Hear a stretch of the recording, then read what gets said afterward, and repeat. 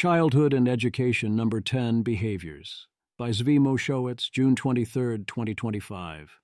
Edition number 9, That School is Hell, turned out to hit quite the nerve. Thus, I'm going to continue with the system of making the roundups have more focus in their themes, with this one being the opposite of school questions, except for the question of banning phones in schools, which seem to fit. Table of Contents: 1. Mental health. 2. Coercion. 3. Game theoretically sound discipline. 4. The joy of doing nothing. 5. ADHD exists, but so do boys. 6. Sports go sports. 7. On the big screen. 8. Kids' media is often anti-capitalist propaganda. 9. Culture. 10. Travel. 11. Phone a friend. 12. The case for phones. 13. Ban cell phones in schools. 14. A sobering thought. Mental health. Henry Shevlin. I asked a high school teacher friend about the biggest change in teens over the past decade. His answer was interesting. He said whereas the default state of teenage psychology used to be boredom, now it was anxiety. Makes me wonder if in some deep psychosocial way there's a trade-off between the two emotions. Maybe boredom is essential for background anxiolytic mental processes. CF exposure to pathogens and allergies, the hygiene hypothesis. Paul Graham, does he have a guess about why this change occurred? Henry Shevlin. I've just asked him and will let you know his response. Based on previous conversations, I suspect he'll say smartphones plus social media as a uniquely toxic combination for teen mental health. Reply from my friend. Basically, phones, social media, cultural doomerism, and decline of long-form literacy. Friend. That's about right. But also, I think there's a lot of gloom that bombards them without the social media stuff. Climate, politics, life opportunities, etc., etc. Loss of literacy may be something too. Reading long and in-depth about things brings a degree of control. If you are bored, you can now go on your phone until you are anxious instead. You could also make other choices, but that seems to be the default. Coercion. I'm not always with Zizek, but here I'm with Zizek. Violeta. Zizek on authoritarian parenting. Asking a child to visit his grandmother because it's his duty, he has no choice but to fulfill it, is more respecting of his inner freedom, less authoritarian than telling him it's his choice. But think about how much Grandma loves you. This goes so much farther than children. You see it in so many other situations as well. It's one thing for someone to have to do X, and it's good to explain it's because Y. It's another to have to want to do X, and prove to everyone that you want to do X, or even worse, to have to prove that you want to do X specifically because of Y, or to have to do X and like it. Look, I'm enjoying this. I'm having a good time. There is the version of asking for such a choice where the child or the anyone else is actually free to say no. You really are asking them to consider how much Grandma loves them, but if they decide not to go, then that really is allowed and not punished. Alas, this version is rare. Game theoretically sound discipline. You do have to be able to tell the difference. Julian. When I was a kid, I used to get kinda sad whenever I'd hear younger children crying in public because I thought they were actually in distress. But now I'm realizing they're kinda being dramatic most of the time. Indeed.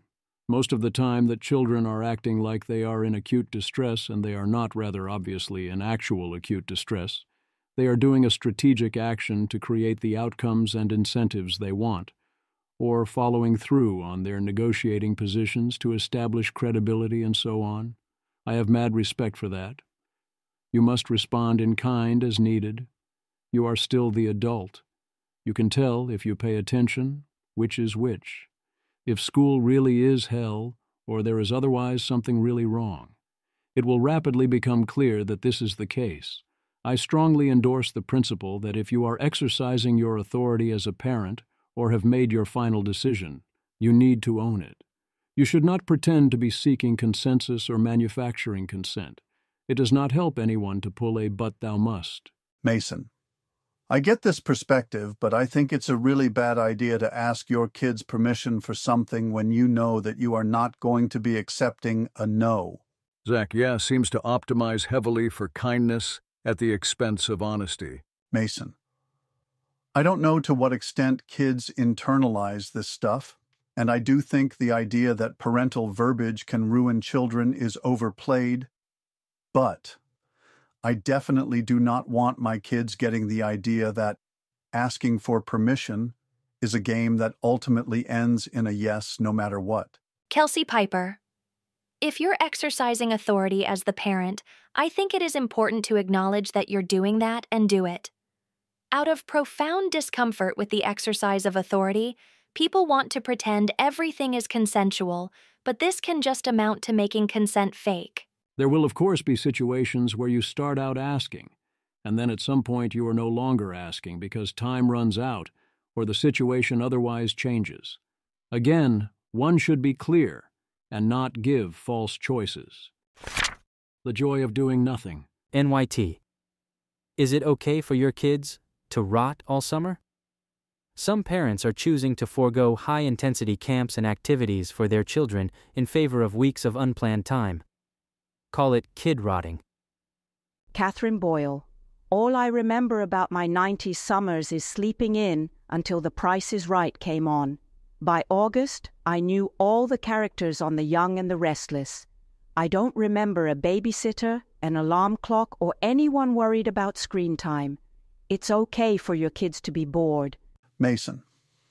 While I've come around on some of the arguments against screen time, I do think a lot of the criticisms reflect the idea that childhood needs to be a continuous stream of educational and character enrichments, and that's never been necessary to raise successful humans. Polymath. Kids need to be bored more. That's when they come up with new things. I too spent a lot of time with remarkably little to do, and I too watched a remarkably large amount of The Price is Right, which has its value, but definitely isn't an efficient educational option. At some points, yes, I think I watched Young and the Restless. I remember it being terrible. Not ideal, but it was, very obviously, fine. As with many things, there's a big difference between this is a good idea and this is not the best idea, but it's not a huge deal. I think lots of essentially wasted time in this sense falls into the second category. I don't buy the full Gary and Keeler the kids need to actively be bored, but they do need breaks without pressure. And if that time is mostly wasted, that is fine. The optimal amount of that is not zero. ADHD exists, but so do boys. We have decided that existing while boy all but counts as having ADHD. We put the ADHD diagnosis on 15.5% of American adolescents, 21% of 14-year-old boys, and 23% of 17-year-old boys, for a total of 7 million American children. Yes, ADHD is very obviously a real thing, I've seen it. And yes, rates of actual ADHD are likely somewhat higher than they used to be, for various reasons. This is still very obviously an epidemic of overdiagnosis. It is a way of expressing a preference for being willing to sit still for long periods of time. In the past, if not playing along, you'd force them to, or else. We now think that's bad. Nowadays, not playing along. Deploy the meth. That's much better, you see. Sports go sports. Telling kids, in particular boys, what not to do is not a good strategy. Never works. What does work is to give them positive things to do instead, and positive status hierarchies to climb by doing so. Alexander. Boys don't need anti-misogyny training in school. They need shop classes and sports teams. This is not a boomerism, but based on what actually works as an intervention. Telling people don't do the bad thing is a bad intervention across the board. What works is providing alternatives. This is why we see anecdotes like boxing saved me from gang life, and also supporting data beyond anecdotes. Sport participation has a causal effect. So you end up with boys who go a bad way who tend to be, 1, ostracized losers, especially low in status. They easily get sucked into radical ideologies. They have a lot of resentment for the world around them, or for target groups. 2, the low status/high aggression group. These are the boys who go on to commit crimes. Effective interventions will target the esteem and status of boys, providing them a new dominance hierarchy to work within and reducing isolation, providing supportive peers and mentors. Sports teams will do this. Effective interventions will also teach boys pro-social and creative skills. Shop classes do this. Give them a focus and an interest and a skill that they can go forward with into society. He cites the classic failure mode, the old DARE anti-drug problem, which warns you not to do drugs so kids respond by doing drugs more. On the big screen, I found this take intriguing. Kelsey Piper. My most bespoke parenting opinion is that big screens are perfectly fine for kids, but small screens are bad. We have a projector in our living room with a huge 6x10" screen. When the kids watch things on it, they are in motion. They roll around giggling. They climb on the couch. They burrow in the blankets. They wander off. They talk to each other and to you. When something hilarious happens, they'll jump up and down with excitement. When something scary happens, they'll snuggle up. And if they're bored, they'll walk away. After 5 minutes of My Little Pony on the big screen this morning, the baby declared, "Done," and left. This is not how they act with an iPad or phone playing the exact same content. They act way, way more glued to the screen. I don't think the baby has ever told me, "Done," when handed an iPhone playing Sesame Street. I think the tiny window means their focus is narrowed, and the screen ends up being kind of all-consuming, whereas a big screen is more like a window through which interesting things are happening. A feature of the room, but not the only thing in it. Also, with an iPad or phone, a baby wants to interact, press buttons, shake it, move it. But all possible actions just interrupt their show and frustrate them. We still sometimes resort to a phone as a distraction on long car trips, but my intuition here is that the form factor matters a lot. Nicole Ruiz. I feel like big screen equals social consumption. Small screen equals isolated consumption. Consuming together is worlds better in my opinion. Kelsey Piper. Yeah, this is definitely a big part of it. My experience is more big screen is dangerous, small screen is way worse. The big screen is better, somehow providing a better experience and also a less zombifying or addictive one. However, at least in my experience, that doesn't mean kids don't threaten to go complete zombie if you aren't careful. You absolutely have to watch screen time and content if you don't want that to happen, no matter how big the screen might be. Kids' media is often anti-capitalist propaganda, not all of it, but quite a lot of it. It is remarkably hard to avoid. Discussing film. First look still for Pixar's Hoppers. The film follows a girl who transfers her mind into a beaver to help the animals fight the construction plans from the local mayor. Gary Winslet. I think people without kids underestimate how much children's programming is inundated with propaganda that's a combination of anti-capitalism, anti-development, and climate doom. It's not good. I think it contributes to unnecessary anxiety and also pushes some towards political radicalism. Again, not good. I get the many reasons why this is the natural outcome of the types of people making kids' TV, making TV for kids. Similar forces also cause a lot of vegetarian advocacy. It's all really, truly obnoxious, and I think it does a lot of very real damage. Culture.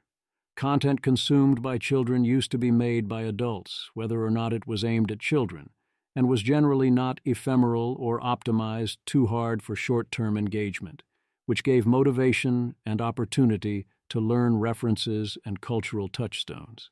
Now, much of the content is short-form and optimized in hyper-competitive landscapes, so there's no slack for parental bonus or being secretly high quality or otherwise providing extra value, and much of it becomes ephemeral and of the moment. A shame. But also, if you miss a reference now, whether or not it is The Odyssey, you can not only Google it, you can ask Claude or another LLM.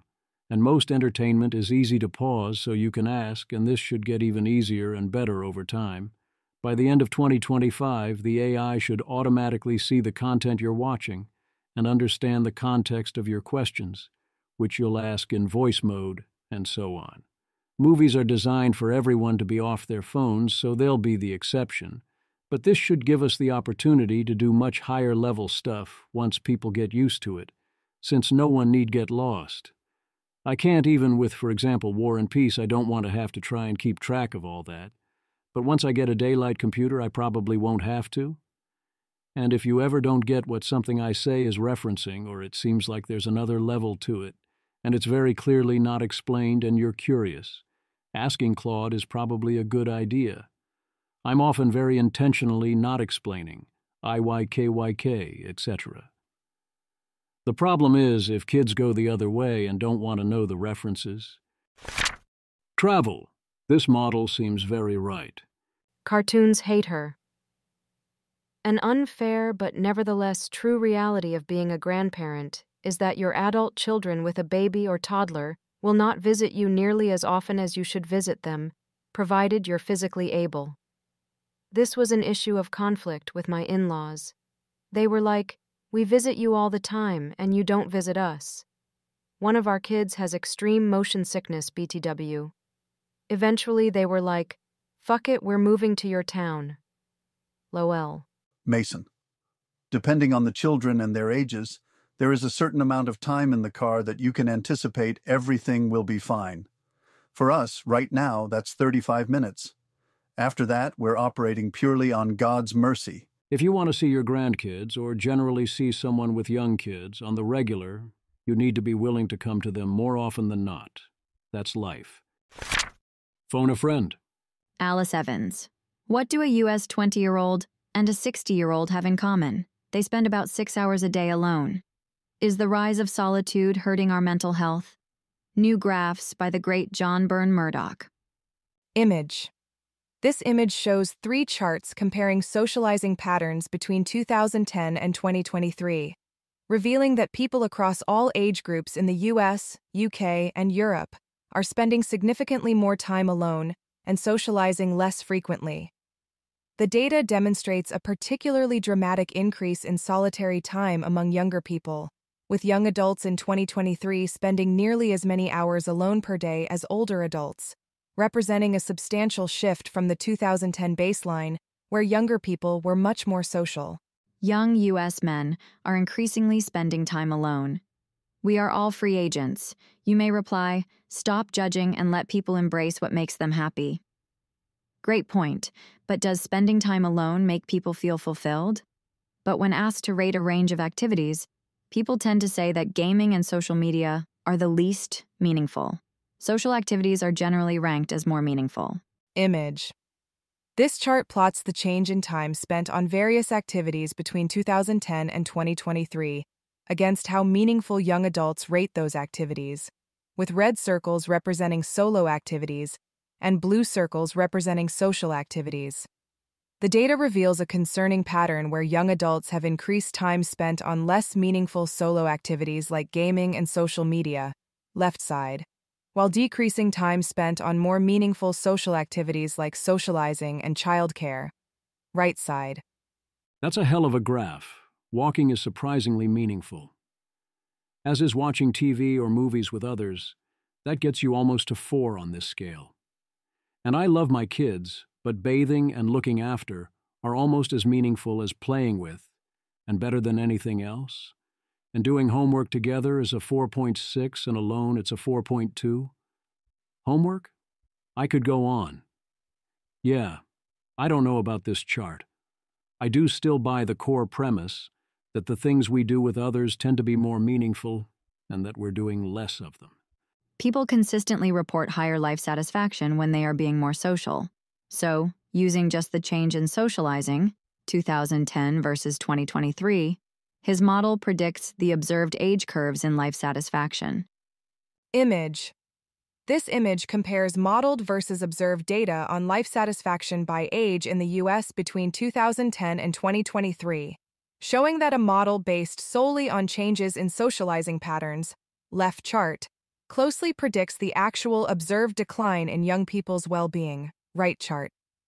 The striking similarity between the two charts demonstrates that the shift away from in-person socializing can statistically account for a substantial portion of the documented drop in life satisfaction among younger Americans over this 13-year period. All this coincides with advances in smartphones and personal online entertainment.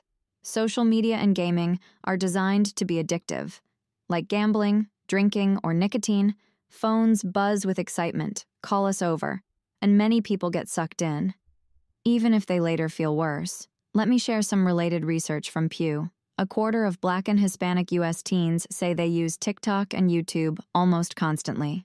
Image.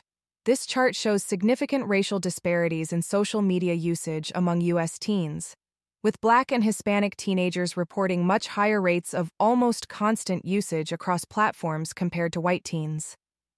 The data reveals that roughly a quarter of Black and Hispanic teens use TikTok and YouTube almost constantly, 25 to 28%, which is more than 3 times the rate of white teens, 7 to 8% for these platforms. It's actually worse than that if 25% use TikTok almost constantly, and 24% to it with YouTube and 18% for Instagram. Well, not that many are constantly doing all three. And indeed, 58% of Hispanic U.S. teens say they use the internet almost constantly. I mean, I use the internet almost constantly, so maybe fair, but this is different. The case for phones. Are kids with phones better off than kids without phones? I mean, yeah, data says so, but that rather obviously is not entirely causal. To the extent it is causal, it is largely a collective action problem. If everyone else has a phone, then you not having a phone isolates you. Elizabeth Nolan Brown. Kids with smartphones are less depressed, less anxious, more social, get more exercise, and experience less cyberbullying than kids without smartphones. Funny how this new study got a fraction of the coverage that fear-mongering "phones are ruining our kids" surveys and screeds do. For the first part of this study, researchers surveyed 1,510 Florida kids, ages 11 to 13. On almost every metric measuring well-being, smartphone-owning kids showed better results. For instance, kids with smartphones were more likely to spend in-person time with friends. Contrary to the position that smartphone use is associated with fewer in-person meetups with friends, on average, smartphone owners spend nearly 3 days a week in person with a friend, while kids with no smartphone spend closer to 2 days a week in person with friends, write the researchers. The same trend was seen for tablet ownership, daily video gaming, and daily social media use. This doesn't mean that smartphone use was universally positive. Kids who slept with their phones in their rooms got less sleep on average, suggesting that parents might want to think about confiscating phones before bedtime. Heavy video gamers were more likely than light gamers to report trouble stopping tech use once started, and heavy users of social media were more likely than lighter users to report sleep issues. And respondents who reported posting publicly and often on social media were more likely to report sleep issues and symptoms of depression and anxiety, possibly related to the exposure to mean comments and other forms of cyberbullying that posting could bring. Unsurprisingly, kids who experienced online bullying were more likely to report negative effects from technology. To be fair, further down, she does admit to the obvious big confounding issue. Elizabeth Nolan Brown. While we're on caveats, there's a big one on this study overall. The kinds of families that get smartphones for their 11 to 13-year-olds may be fundamentally different from those who don't. And the kinds of kids in this age group whose parents deem them ready for a phone may also be different from the kids whose parents don't think they're ready. So some of the differences in well-being between phone-wielding kids and those without phones could come down to differences that have nothing to do with technology. Among social platforms used by survey respondents, Facebook and Facebook Messenger ranked 5th, behind YouTube, TikTok, Instagram, and Snapchat. This isn't about socioeconomic status, SES. Indeed, that runs the opposite way. Elizabeth Nolan Brown. Between 80 and 87% of kids in families with incomes of less than $100,000 had smartphones, while only 67% of kids in families making $150,000 or more did. They did do statistical weighting based on parent/guardian's education, household income, household size, child's age by gender, and child's race/ethnicity. But given income runs the other way, that is unlikely to catch the issues. They did not control for attributes of the children prior to getting the phones or in previous years. Are the richer families making a gigantic mistake? What did they see? Ayala, note the difference was not this big. This would be cool if true, but the numbers feel a lil sus. A difference of 2 to 3 days in a week spent with friends is quite a big effect, and seems weird for this to come from something as simple as smartphones. Amal Dorai. All the kids in school have smartphones and are constantly texting each other, so if you don't have one, you either 1. Don't care about texting them, 2. Your parents don't care about you texting them, or 3. You can't afford a smartphone, rare. Deeply confounded. There was clear miscommunication about the time with friends numbers, which were 2.7 days per week for kids with phones versus 2.2 days per week for those without. But what's even weirder is the same gap applies to daily video gamers, 2.8 versus 2.3, and social media users, 2.7 versus 2.2. And then, even weirder, to tablet owners? What? Again, it's 2.8 versus 2.3. Then kids say they spend an average of 3.2 hours per day hanging out with friends online. To which I say, really? That's quite a lot, especially since it's all respondents, including those without phones. Kids reported 4.4 hours on their smartphones and tablets per school day, and 6.3 per non-school day, which means the majority of that was supposedly spent with friends. We also have this meta-study of social media abstinence interventions, which finds 0 effect on mental health. This is unfortunate, but what it does not mean is that everyone having phones is good for mental health. Indeed, it says the opposite because of the isolation effect. If previously you had a phone, and now everyone but you has a phone, you are going to have a hard time coordinating with your friends, meeting with them, and talking to them. That's going to be bad for your mental health, so the fact that there was 0 impact suggests that the phones are net negative. A reader offers this list of studies on tech in schools. Ban cell phones in schools, it's happening. New York State is banning cell phones from bell to bell. Mike Bloomberg. Great to see the New York State Legislature ban cell phones in schools, a step we took in NYC nearly 20 years ago. Unfortunately for students and teachers, the policy was ended by the next administration. Experience and studies both show that cell phones in school are harmful to student learning. All states should follow New York. Momentum for banning phones in schools continues from January 2025, and Colorado targets them next. Image. This map displays the status of statewide school cell phone bans across the United States as of December 13, 2024, showing a patchwork of policy approaches with some states having implemented bans or restrictions, red, others introducing legislation, yellow, and several running pilot programs or policy recommendations, teal.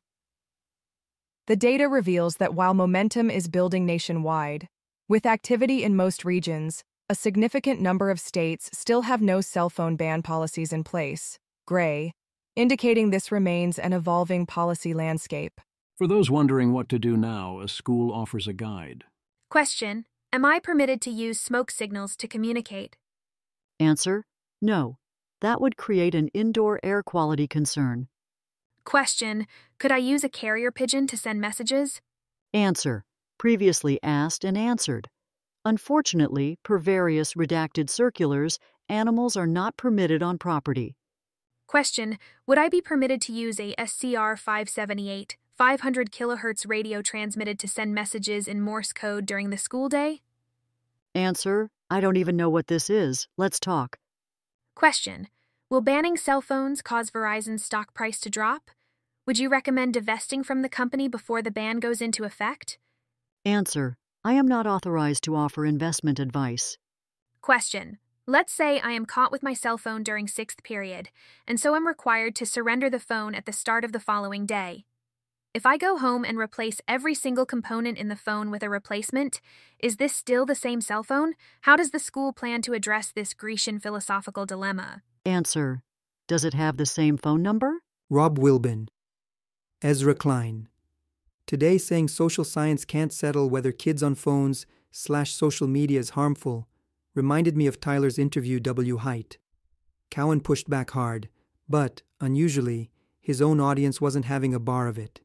It thinks it sees its own kids being harmed and trusts its own eyes over any social science or argumentation. Even if one concluded the peer-reviewed study literature pointed in the direction in question, I refuse to be gaslit into not believing that things that are obviously happening are indeed happening, or that obviously bad for people things aren't bad for people purely because the evidence is weak, or any given statistic did not find an effect. Most other people are in the same boat at this point. A new study tries out a soft commitment app on phones they tried out at university. It successfully convinced students to reduce phone use in class, leading to improvements in classroom focus, attendance, and overall academic satisfaction. However, there was a substitution effect where students studied less and only a small, statistically insignificant increase in grades. So a soft nudge made things modestly better, but only modestly, in what seems like a Pareto improvement? A sobering thought. Natural hazard. Person A. I think all the most important people in my life are conspiring to hide important information about the world from me. Others. That's crazy, paranoid, schizotype stuff. Person A. Did I mention I'm 9? Others. Oh, okay, yeah.